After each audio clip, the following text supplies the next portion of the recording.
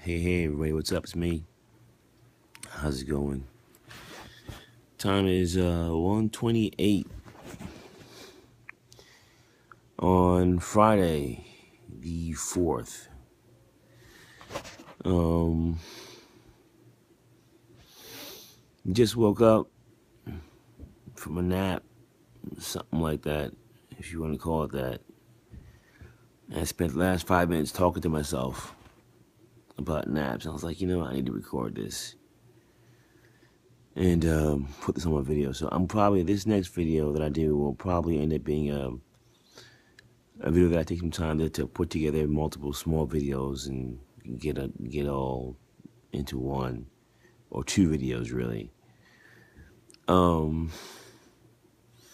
probably the title of the videos is probably going to be the recap of what do you call it, 5 round 5 recap and round 6 preparation. But right now, I want to talk to you about what's going on with me and sleep.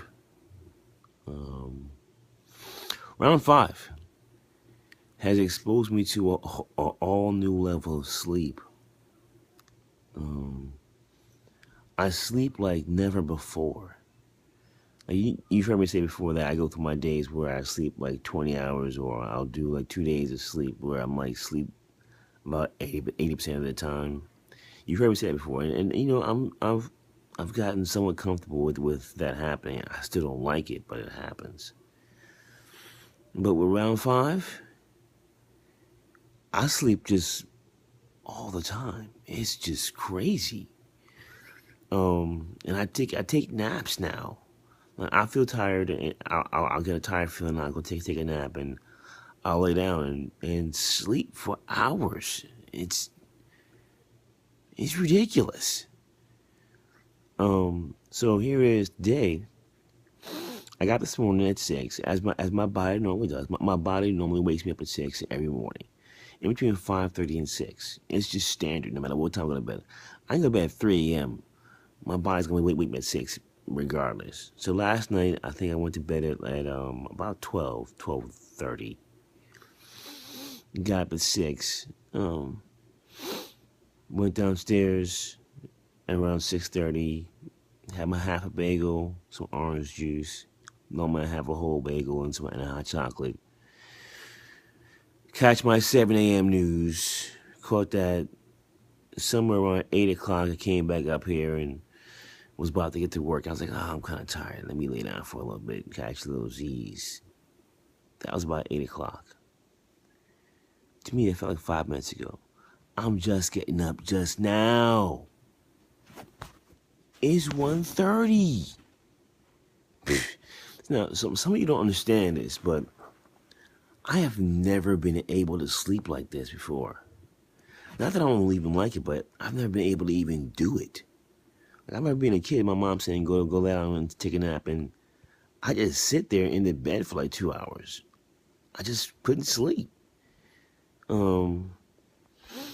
Just couldn't do it. Just couldn't do it. But with round 5, I've been exposed to so many different things. One of them being this thing called sleep. If I take a nap, I don't know when I'm going to get back up again. I really don't. Unless my phone goes off when the alarm hits, and for my meds or something like that, then I get up. In fact, that's how I've been getting up. This is the first time that I've actually just got on my own, and that's what, that's 5 hours of sleep. And personally, I hate sleep. I think it's pointless. But I know it has a point. Yeah. But I feel like I'm wasting time. I guess my body really needed it. But I got things to do. So anyway, just got up. You see I'm still in the bed. I want to just drop this little video and put it together. I'm going to attach it. This next video, I'm actually going to go ahead and put together with a couple other videos to make up this round 5 recap. because there's a lot to this round 5 recap that I need to go over. Um, while I'm here, let me go over the issue I'm going through with my legs as well right now. My legs are still swollen. Nothing that round 5 did. Well, round 5 was the cycle A. It was the one that normally gave me constipation twice before. So I did everything possible, did my smoothies, which I need to start doing again. I ate salads. I pretty much ate all things I knew would go through my body quickly, so that I would not get constipated. So I got through it and no constipation, all was well.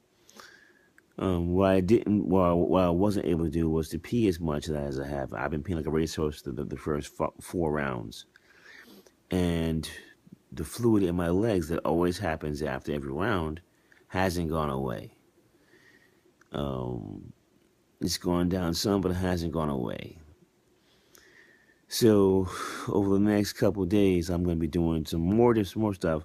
I sit here in the bed with my legs up. I did it this morning in between 7 and 8 after I had my bagel. I sat down this morning and then had my legs up on some stuff so that my legs are higher than my heart, and it's supposed to bring the swelling down. And then after I do that, I know because I have to go pee. But the legs are still swollen. It's mainly the left leg, but I've never had the swelling that lasts this long. And I need to get this down before I start round 6. I don't want to start a round with having issues from the previous round. I need to get this down, so I might have to sit in this bed for the next 3 or 4 days to get the swelling to go down. Which means my work is gonna be hard because I can't work that way. But I'll figure out how to get it all done. Yeah, so that's the big issue right now. Just trying to get the swelling to go down and get it all to be straight, so that I can have normal legs again. My neuropathy, which is the tingling of my hands and feet, has gotten worse. Mainly in my feet, I think because there's so much liquid down there, and I think it's chemo liquid that's hanging around that's causing my neuropathy in my feet to get worse. The neuropathy, you can look that one up. It's pretty much the tearing down the nerves in my hands and feet. And it's not you tear it down, it can get built back up. Although I did find some supplement that says it can actually build your neuropathy, build your nerves back up again. I may end up taking it off cycle. I think I'm gonna go ahead and order it and see about taking it, because the neuropathy in my feet has gotten worse. It's tingles a lot. My hands haven't gotten to so much worse, but the one in my feet has gotten a lot worse. When it gets really bad, you lose balance. I've already lost some balance. I tip over here and there, and it's not as not as stable. But I have to wear my sneakers all the time. What else? I think that's it. This is an 8-minute video. This is just part of my update. Well, this is pretty much the update. I'll just tape this one in. I go back in for round 6 on the 9th. That's September 9th. And today is the 4th. So that's 5 more days. And I'm feeling great, other than the fact that I sleep all the time, or I can easily sleep.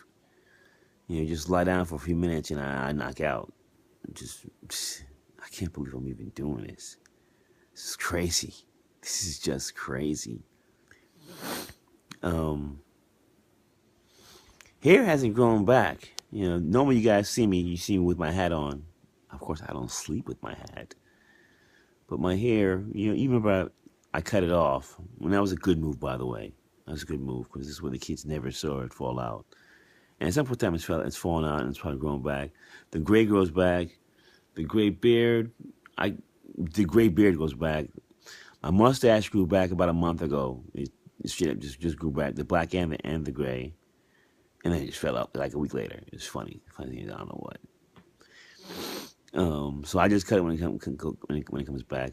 The eyebrows just started to fall out like right at round 5. So I have a few bits of eyebrows left, as you can see. There's some left, but not much. Um, um, and my body here falls out and comes back. That's really funny. It falls out like I shaved it. It's really, really funny. So I don't sweat it. It's all good. It's just hair. When I'm done with this madness, it'll grow back in anyway. I'm not even sweating that.